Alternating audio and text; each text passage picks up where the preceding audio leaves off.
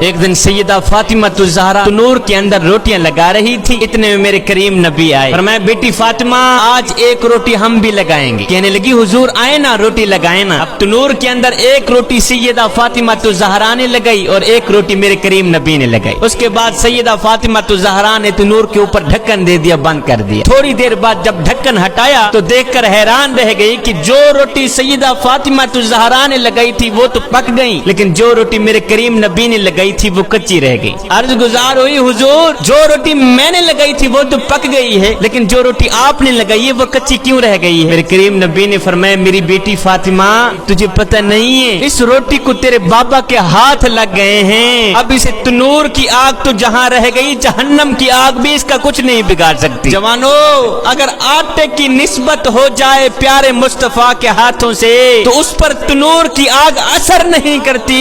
مجھے بتاؤ تو صحیح اگر امتی کی نسبت ہو جائے پیارے مصطفیٰ سے تو اس پر دوزخ کی آگ کیسے اثر کرے گی؟